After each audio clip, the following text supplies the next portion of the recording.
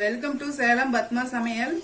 இன்னைக்கு நம்ம என்ன பார்க்க போறோம்னா அரிசி மாவு வச்சு கிறிஸ்பா ஒரு போண்டா. இது பாத்தீங்கன்னா சட்னி சாஸோட வச்சு சாப்பிட்றதுக்கு நல்லா டேஸ்டா இருக்கும். வாங்க போய் பார்க்கலாம். அதுக்கு முன்னாடி நம்ம சேனல் இப்பதான் புதுசா பாக்குறீங்கன்னா சப்ஸ்கிரைப் பண்ணிக்கோங்க.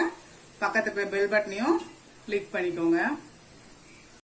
இப்ப பாருங்க, அதுக்கு தேவையான பொருள் 2 கப் அளவுக்கு அரிசி மாவு எடுத்திருக்கேன். அதே கப்ல 1 கப் அளவுக்கு நான் சாதம் வச்சிருக்கேன். இப்போ முதல்ல சாதத்தை அரைச்சிக்கலாம்.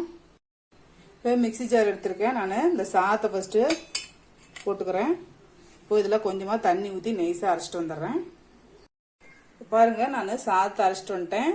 இந்த அளவுக்கு நல்லா சாஃப்டாக அரைச்சாச்சு. இதை நான் வந்து பவுலில் போட்டுக்கிறேன்.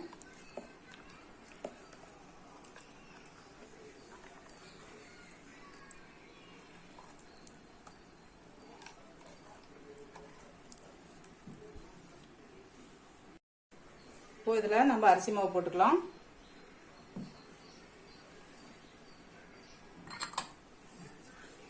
இப்போ இது நல்லா கலந்து விட்டுக்கலாம்.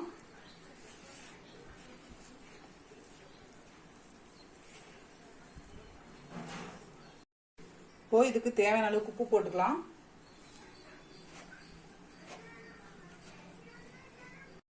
இப்போ தண்ணி கொஞ்சமா ஊற்றி கலந்துக்கலாம்.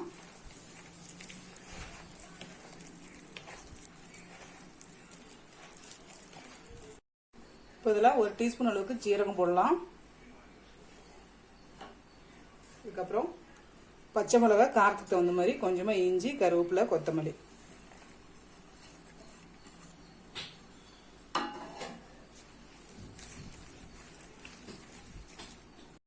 இப்போ இதில் கொஞ்சமாக பெருங்காய பொடி போட்டுக்கலாம். 2 பிஞ்ச் அளவுக்கு ஆப்பச்சோடா. இது போட்டுட்டு கொஞ்சமாக தண்ணி தெளிச்சு அப்பதான் நமக்கு இந்த சோடா மாவு மிக்ஸ் ஆகும்.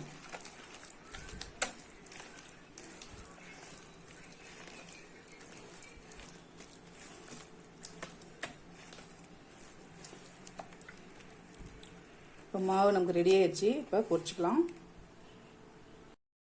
பாருங்க, நான் கடாயில் வந்து ஆயில் ஊற்றி வச்சிருக்கேன். நம்ம கையில கொஞ்சமா தண்ணி தொட்டுக்கிட்டு சின்ன சின்ன போண்டாவா போட்டுக்கலாம்.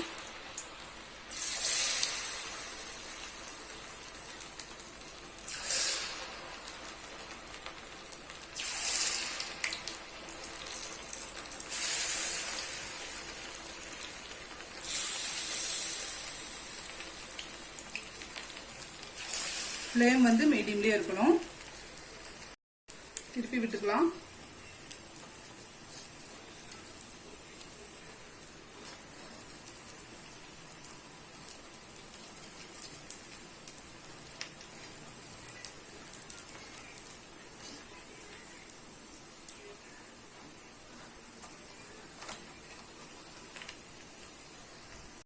ரெடி ஆயிடுச்சு, எடுத்துடலாம். நம்ம அரிசி மாவு போண்டா ரெடிங்க. இப்ப பாருங்க, நம்ம செஞ்ச இந்த அரிசி மாவு போண்டா ரெடி ஆயிடுச்சு. இது பாத்தீங்கன்னா குயிக்கா டீ வைக்கிற டைம்ல கூட செஞ்சிடலாம். ட்ரை பண்ணி பாருங்க.